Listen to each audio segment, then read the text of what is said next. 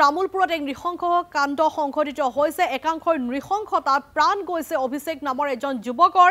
প্ৰথমে এটা দুৰ্ঘটনা আৰু দুৰ্ঘটনাৰ পিছতে একাংশই কৰে দলবদ্ধ আক্ৰমণ এখন বিলাসী বাহনে খুন্দা মাৰিছিল পথৰ কাষৰ এখন দোকানত আৰু ফলত বাহনখনৰ অটলক হোৱাত আবদ্ধ হৈ পৰিছিল আটাইকেইজন আৰোহী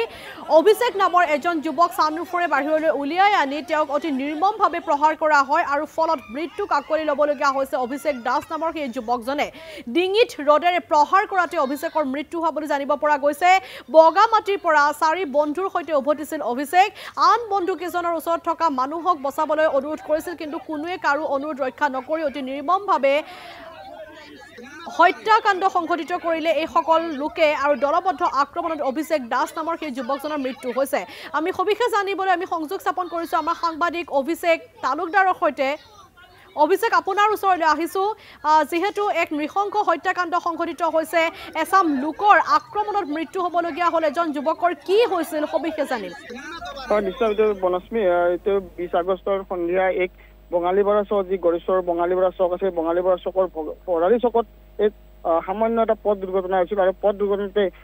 তামুলপুৰৰ 4 গৰাকী যুৱক অভিষেক দাস যুৱৰাজ বড়ো ধ্ৰুৱজ্যোতি গুৰুতম নৱজিৎ দাস আৰু মাৰ্টিন বসুমতাৰীয়ে বগামাটিৰ পৰা তেওঁলোকে ঘৰলৈ উভতি আহিছিল আৰু ঘৰলৈ উভতি আহি থকাৰ সময়তে যি ভৰালী চক আছে ভৰালী চকত নিয়ন্ত্ৰণ হেৰুৱাই তেওঁলোকৰ বাহনখনে এখন দোকানত খুন্দা মাৰিছিল প্ৰথম অৱস্থাত আৰু ঘটনাটো সামান্য ধৰণৰ আছিল যদিও তাৰে পিছত তাৰ উত্তেজিত ৰাইজে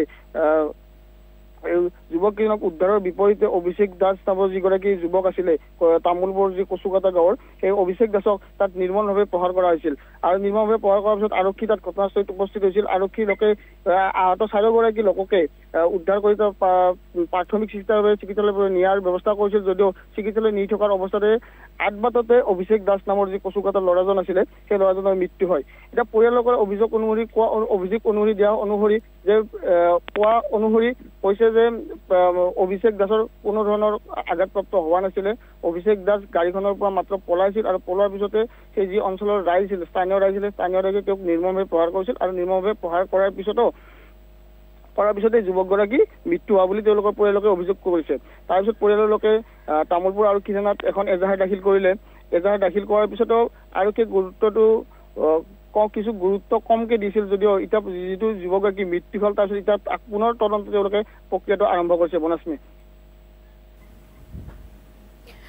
অভিজিত তালুকদাৰ যেহেতু ইয়াৰ পূৰ্বে এখন অসমত এনেকুৱা ধৰণৰ ঘটনা সংঘটিত হৈছে অভিনীল কাণ্ড কোনেও হয়তো পাহৰিব পৰা নাই এটা সৰু পথ দুৰ্ঘটনা আৰু সেই পথ দুৰ্ঘটনাৰ পিছত এই কাণ্ড সংঘটিত হৈছে আৰক্ষীয়ে এই ক্ষেত্ৰত কি ভূমিকা গ্ৰহণ কৰিছে আৰক্ষীয়ে কাৰোবাক আটক কৰিছে নেকি বনস্মী নিশ্চিতভাৱে পৰিয়ালৰ লগত আমি এই মুহূৰ্তত কথা পাতিছিলো তেওঁলোকে পৰিয়ালকে কৈছিল যে প্ৰথম অৱস্থাত আমি যেতিয়া এজাহাৰখন দিছিলো তেওঁলোকে কেছটো ৰেজিষ্টাৰ কৰা বুলি কৈছিল গোচৰটো ৰুজু কৰা বুলি কৈছিল কিন্তু তাৰে পিছত কোনো এজন লোকক আটক কৰিবলৈ সক্ষম হোৱা নাছিল কিন্তু যেতিয়া আজি বিভিন্ন সংবাদ মাধ্যমত এই যুৱকজনৰ মৃত্যুৰ বাতৰিটো সম্প্ৰচাৰ হৈছিল আৰু তাৰ পিছতে আজি আৰু অধিক তৎপৰ হৈছে আৰক্ষী আৰু হয়তো সন্ধিয়ালৈকে যিগৰাকী লোকে আক্ৰমণ কৰিছিলে যুৱকগৰাকী হয়তো সন্ধিয়ালৈকে হয়তো আটক কৰিব পাৰে তামুলপুৰ আৰক্ষীয়ে বনস্মী যেহেতু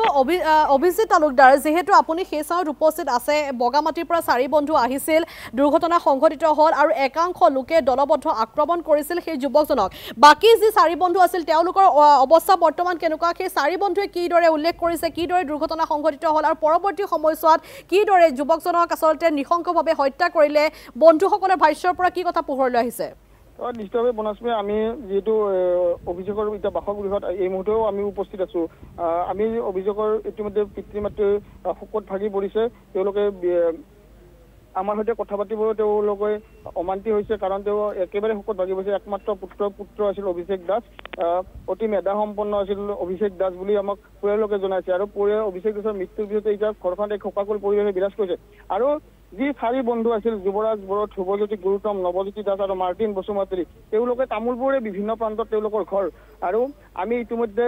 যিগৰাকী যুৱৰাজ বড়ো তেওঁলোকতো আমি কথা পাতিছো আমি তেওঁ কিছু সময়ৰ পিছতে আমাক হয়তো তেওঁ সবিশেষ ঘটনাৰ তথ্যটো দিব অভিজিত তালুকদাৰ আপোনাক এই মুহূৰ্তত আমি ধন্যবাদ জনাইছো পৰৱৰ্তী সময়ত আপোনাৰ সৈতে পুনৰ সংযোগ স্থাপন কৰিম বেলেগ মানুহক একো হোৱা নাই তাতে থকা 4 জনক মই দেখাত এনেকে একো হোৱা নাই এজনক কিন্তু যাক মানে বেছিকে হৈছে তেখেতৰ মৃত্যু হৈ গ'ল তেখেতক কিন্তু মই দেখা নাই মই যাওঁতে অলৰেডি গাড়ীত ভৰাই আছিলে আৰু মই যাই পাওঁতে মই ভালো সেনেকুৱা এক্সিডেণ্ট হোৱা নেকি তেখেতক যে ইমান ইনজৰ্ড হৈছে মই তেখেতক দেখাও নাই পিছতে শুনিলোঁ যোনটো চিটকি গৈছিলে তাতে ৰাইজে কোৱা মতে মই সোধোতে কৈছে গাড়ীৰ পৰা চিটকি ফালে তালৈকে কৈছে বুলি কৈছে এতিয়া মাৰি তাতে লৈছে যিটো কোনোবা এটা ভিজুৱেল হয়তো পালে হয় সেইটো নেদেখা কথাটো এতিয়া মই হয় বুলি ক'ব নোৱাৰিম গাড়ী খুন্দিয়াইছে তাৰমানে ৰাস্তাটো টাৰ্ণিং আছে এটা অলপ মানে টাৰ্ণিং আছে সেইখিনিত সেই টাৰ্ণিঙৰ কাষত এটা পাকাৰ পোষ্ট আছে যোনটো মানে এইটো লাইনৰ পোষ্ট আছে পোষ্টৰ কাষত এই দোকান আছে দোকানৰ মানে আগফালে অলপমান জাগা থাকে ন তাতে এটা পিলপিলিখান তেখেতৰ দোকানত পিলপিলি ৰাখা আছিলে সেই পিলপিলিখানক খুন্দিয়াইছে গাড়ীটো মানে ডাইৰেক্ট ৰাস্তা দি অহা নাই একদম তামোল বাগানৰ কাষেদি মানে আহি গৈছে টাৰ্ণিঙত হয়তো বেছিকৈ টাৰ্ণ লোৱা হৈছে গাড়ীখন বেছি টাৰ্ণিং হোৱাৰ কাৰণে ৰাস্তা দি নাহি ফালে